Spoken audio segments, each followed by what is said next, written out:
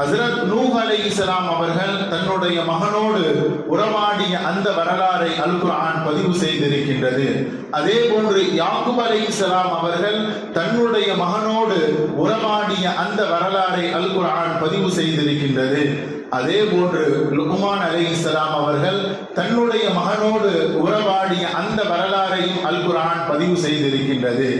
அதே போன்று இப்ராஹிம் அலைஹிஸ்ஸலாம் அவர்களிடம் அவர்களினுடைய தந்தை பேசிய வரலாறுக்கு இப்ராஹிம் அலைஹிஸ்ஸலாம் அவர்கள் பதில் கூறியதும், அதே போன்று இப்ராஹிம் அலைஹிஸ்ஸலாம் தன்னுடைய மகனோடு பேசிய அந்த வரலாறையும் கிட்டத்தட்ட சுமார் 5 விதமான தந்தை மகன் உறவை அல் குர்ஆன் அறிமுகப்படுத்தும்.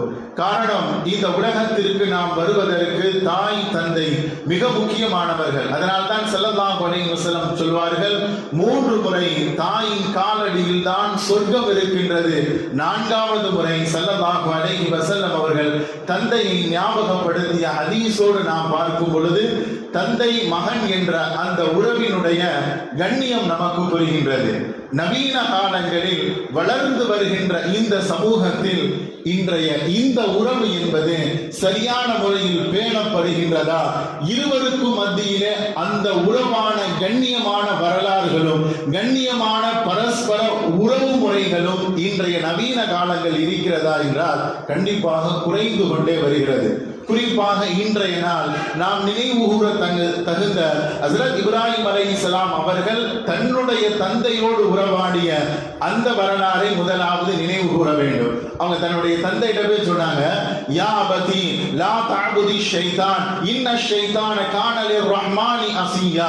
தந்தை மாறு செய்பவராக இருந்தால் மகன் தனையன் தைரியமாக சொல்ல வேண்டும், லா தஅபுதி ஷைத்தான், நீங்க ஷைத்தானை வணங்காதீங்க. இன்ன ஷைத்தான கான லிர்ரஹ்மானி அஸியா, ஷைத்தான் ரஹ்மானுக்கு மாறு செய்யக்கூடியவன் என்று தைரியமாக தவறான வழியில் வாழ்க்கை பயணத்தில் மாற்றத்தை ஏக இறைவனுக்கு மாற்றமாக நடக்கும் பொழுது அவர்கள் சத்திய இஸ்லாத்தை எடுத்துரைத்தார்கள். அதே போன்று யா அபதி